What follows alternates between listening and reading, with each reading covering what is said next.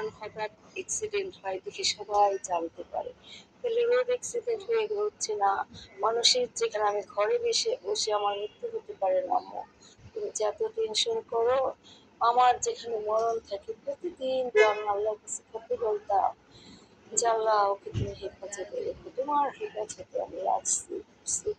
আমার চাইতে আর অনেক বেশি হায়াত চাইতো, প্রতিদিন আল্লাহর কাছে জানা সন্তানের হায়াত আমি। একটা কথা দর্শক, মায়ের মনে নাকি যে কোনো একটা আনন্দের অনুষ্ঠানে গেলে বা কোনো, কিন্তু আমার ভেতরে সবসময় ওর জন্য টেনশন থাকে।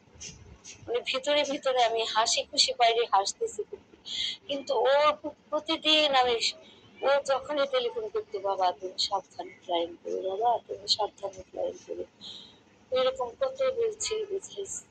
মনের মধ্যে একটা মানে সব সময় ও যখন থেকে এয়ারফোর্সে গেছে তখন থেকে প্রতিটা দিন ওর জন্য আজকে ফ্লাইং আছে তোমার, যেদিন নাম করতো যে নামও আমার ফ্লাইং নেই সেদিন আমি অনেকটা শান্তি করতাম। আর যেদিন বলতে যে আম্মু ফ্লাইং আছে আমি সব সময় টেনশন, ছুটিতে আসলে আমি একটু রিল্যাক্স থাকলাম যে কিন্তু ছুটিতে আসছে কোনো ঝামেলা নাই, ওর টেনশনটা ফ্লাইংটা করবো। মানে আমার মনের ভয় আর আপনার ছেলের স্বপ্নের মৃত্যু হতো।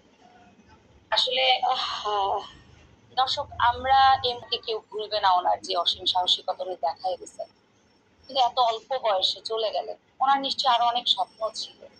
অনেক স্বপ্ন ছিল, ওর অনেক স্বপ্ন ছিল, অনেক স্বপ্ন। আমি তো ছোটবেলা থেকে, ওরা আমার একমাত্র ছেলে ছিল, আমার ফার্স্ট জয়েনিং ছিল চট্টগ্রাম ক্যান্টনমেন্ট স্কুলে।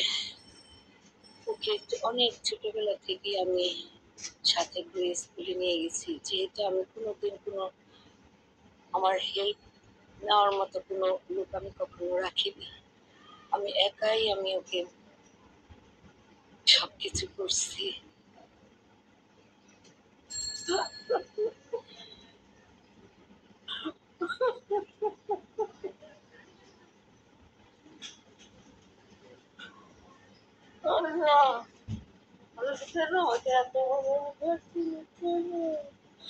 কেন আমাকে অনেক, কোনো সন্তান নয় এত বাধ্য থাকি না। বলেননি পাইলট আসিম জাওয়াদ।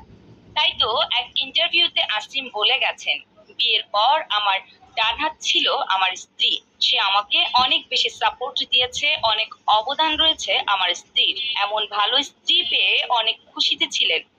মৃত্যুর আগে এক ইন্টারভিউতে স্ত্রীর গুণগান গিয়েছেন আসিম জাওয়াদ, কিন্তু ভাগ্যের কি নির্মম পরিহাস, আসিম জাওয়াদের সে খুশি বেশি দিন রইল না। সুখের সময়ে অজানা পথে একেবারে